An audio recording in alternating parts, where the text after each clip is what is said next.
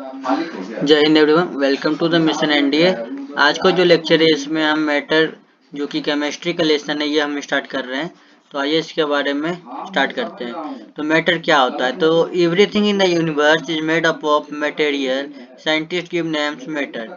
ये जो है एवरीथिंग, जितने भी यूनिवर्स में जिसको कि हमने बनाया है, जितने भी मटेरियल है वो जो कि कुछ मास कंटेन करता है, ठीक है ना, जो कि कुछ मास कंटेन करता है उसको साइंटिस्ट ने नाम दिया है मैटर। तो मैटर के बारे में जो है ये डेफिनेशन है। इसमें जो है इसके बाद देखेंगे हम हमारे बॉडी जो है उसमें कितने बॉडी में कंपोजिशन कितना है। तो ऑक्सीजन जो है वो 65% है, carbon 18%, hydrogen 10%, nitrogen 1.5% and phosphorus जो 1% है। बाकी पोटेशियम, सल्फर, सोडियम, मैग्नीशियम ये सब है, ठीक है। आयरन जो होता है वो हमारे रेड ब्लड सेल में होता है, ठीक है ना, जो कि ब्लड में है। ये जो है मेरा हैंड रिटन नोट्स है, ये याद रखिएगा। ये जो है मेरा हैंड रिटन नोट्स है जो बहुत इंपॉर्टेंट और बहुत ही काम आएगा आपको एनडीए में। इसके बाद जो है नेक्स्ट पॉइंट है, बोन्स जो है वो कैल्शियम और फास्फोरस से बना हुआ होता है। इसमें अगर जो आप डायग्राम देखेंगे, इसमें अगर जो वेन डायग्राम है तो इसमें देखिएगा आप, ऑक्सीजन जो है, ऑक्सीजन ऊपर हमने पढ़ा था 65% है। बाकी यहाँ देखिए ये जो है एलिमेंट, एलिमेंट कंपोजिशन है अर्थ क्रस्ट से, ठीक है ना। तो ऑक्सीजन जो है अर्थ क्रस्ट में 46% दिया गया है। तो उसके बाद सिलिकॉन है जो सेकंड नंबर पे आता है सबसे बड़े में, सबसे ज्यादा अमाउंट में 28%। एल्यूमिनियम 8.2% एंड आयरन जो है 5% और भी बहुत सारे। आता है एयर कंपोजिशन के बारे में। तो एयर कंपोजिशन जो है नाइट्रोजन, ऑक्सीजन, आर्गन और कार्बन डाइऑक्साइड से बन के बना है। कार्बन डाइऑक्साइड जो है 0.02 है, नाइट्रोजन जो है 78% है, ऑक्सीजन 21%, आर्गन 0.93 है।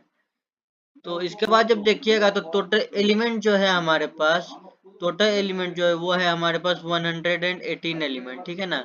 एलिमेंट जो है ये तीन भाग में इसको डिवाइड किया जाता है। एक मेटल हो जाता है, एक मेटेलॉइड हो जाता है, एक नॉन मेटल हो जाता है, ठीक है।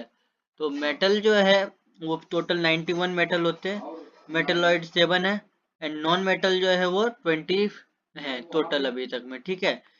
तो इसके बाद जो है most abundant inert gas in the atmosphere जो है आर्गन और ऑक्सीजन होता है। आर्गन जो है वो फर्स्ट नंबर पे आता है और ऑक्सीजन जो है हमारा वो सेकंड नंबर पे आता है, ठीक है। इसके बाद देखिए लाइट जो है, लाइट जो है वो मैटर नहीं है, ये जो है एनर्जी का फॉर्म होता है। लाइट जो होता है वो एनर्जी का फॉर्म होता है। इसके बाद देख सकते हैं स्टेटोमीटर। आपने पढ़ा होगा स्टेटोमीटर जो है सॉलिड, लिक्विड एंड गैस के बारे में। दो और आते हैं, एक होता है प्लाज्मा स्टेट, एक होता है बेस आइंस्टीन कंडेंसेशन स्टेट। ये जो है इसके स्टेटोमीटर में जो है इसके टोटल 5 स्टेट होते हैं, solid, liquid, gas, plasma and boss Einstein condensation state. Plasma में क्या होता है कि कोई भी सब्सटेंस, कोई भी मटेरियल को बहुत ही ज्यादा हीट दिया जाता है, और बॉस आइंस्टीन कंडेंसेशन स्टेट जो है इसमें बहुत ही ज्यादा लो कर दिया जाता है टेम्परेचर को। एक आता है फिर डिफ्यूजन के बारे में, मिक्सिंग ऑफ टू और more substances from higher concentration to lower concentration, इसको जो डिफ्यूजन कहा जाता है। वही अगर लोअर कंसेंट्रेशन से हायर कंसेंट्रेशन में जाएंगे तो उसको ऑस्मोसिस कहेंगे। Due to diffusion rate we can smell, ठीक है ना। डिफ्यूजन के वजह से जो है हम बहुत ही दूर की चीजें को भी स्मेल कर सकते हैं, फ्रेगमेंट को।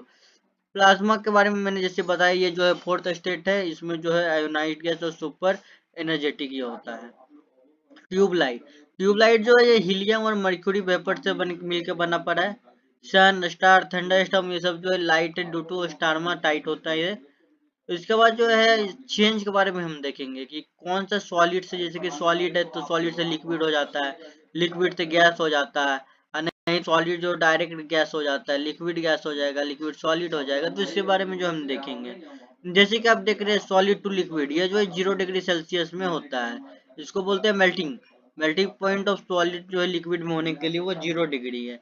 फिर लिक्विड से सॉलिड में जब देखेंगे फ्रीजिंग पॉइंट, तो वो भी 0 डिग्री सेल्सियस होता है सॉलिड फिक्शन में।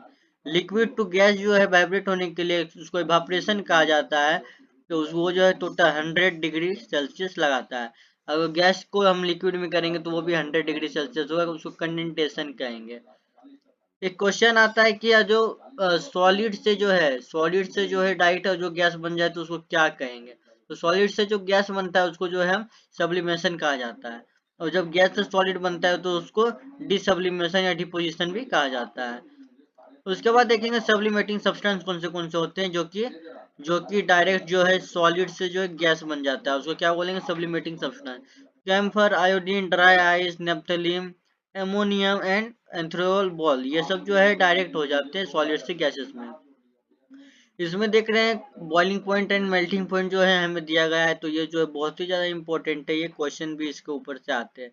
जैसे कि आइस की मेल्टिंग पॉइंट 0 डिग्री सेल्सियस है, बॉइलिंग पॉइंट जो है वाटर का 100 डिग्री सेल्सियस है, अल्कोहल का बॉइलिंग पॉइंट 78 डिग्री है, और एसिटिन बॉइलिंग पॉइंट जो है 58 है, निक्रोम का जो है 1400 डिग्री है, टंगस्टन का 3122 है, सॉरी 36122 है, मर्क्यूरी का जो है वो 357 डिग्री हो जाएगा, और वैक्स का जो है 37 डिग्री सेल्सियस है। इसके बाद आप देखिएगा तो law of chemical combination, matter के बारे में हमने पहले ही पढ़ दिया था, जिसके पास की मास होता है, कुछ ऑक्यूपाई स्पेस ऑक्यूपाई करेगा, उसको मैटर कहेंगे। इसके जो टू मेन टाइप्स होते हैं, थर्मल एनर्जी और force of attraction. Thermal energy जो है वो टेम्परेचर डिपेंडेंट होता है, force of attraction pressure dependent होता है। जब टेम्परेचर इंक्रीज होगा तो थर्मल एनर्जी जो है वो भी इंक्रीज होगा, या फिर थर्मल एनर्जी इंक्रीज होगा तो टेम्परेचर इंक्रीज होगा। इससे हम ये बोल सकते हैं कि टेम्परेचर जो है वो डायरेक्ट प्रोपोर्शनल होगा थर्मल एनर्जी से। जैसे कि यहाँ देखिए प्रेशर इंक्रीज होगा तो फोर्स ऑफ अट्रैक्शन भी इंक्रीज होगा, तो ये भी जो है डायरेक्ट प्रोपोर्शनल आप बोल सकते हैं। As temperature decrease force of attraction increase, जब टेम्परेचर डिक्रीज होगा तो फोर्स ऑफ अट्रैक्शन जो है वो इंक्रीज हो जाएगा।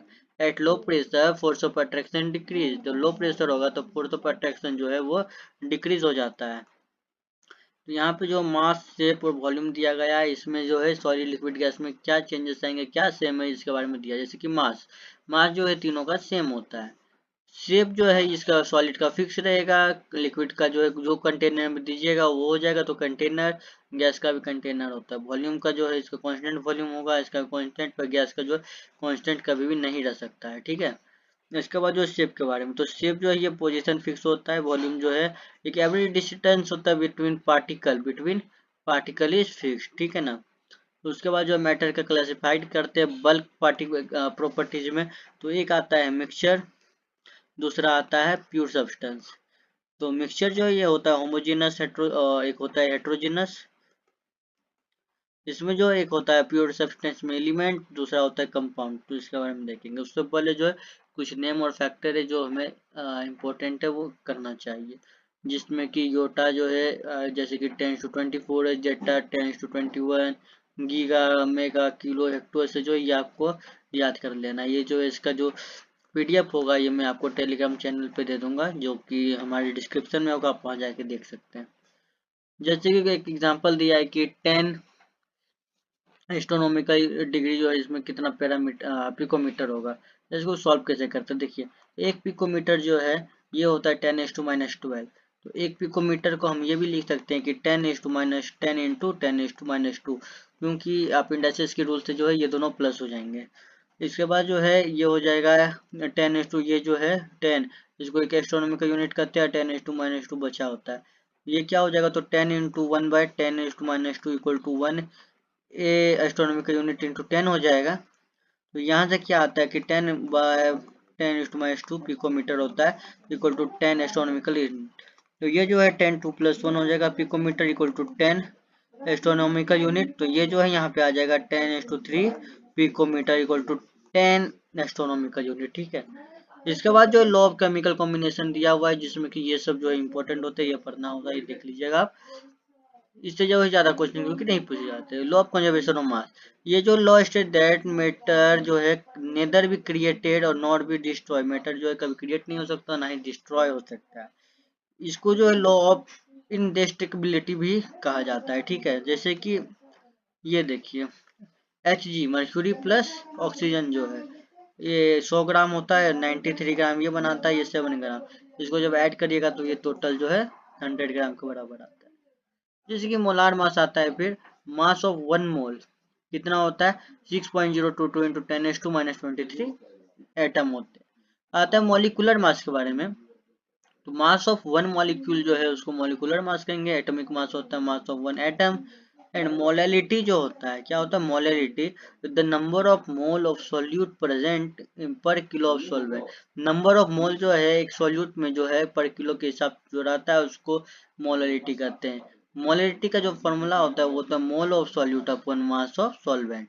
तो आज के लिए जो है इतना ही दोस्तों, हमने एक जो है मैटर के बारे में हमने पूरा पढ़ लिया है। आगे जो नेक्स्ट चैप्टर जो केमिस्ट्री का ही हम देखेंगे, जिसका जो पीडीएफ आपको टेलीग्राम के चैनल पे मिल जाएगा। तब तक के लिए धन्यवाद। टेलीग्राम का जो चैनल है वो डिस्क्रिप्शन में दे दूंगा।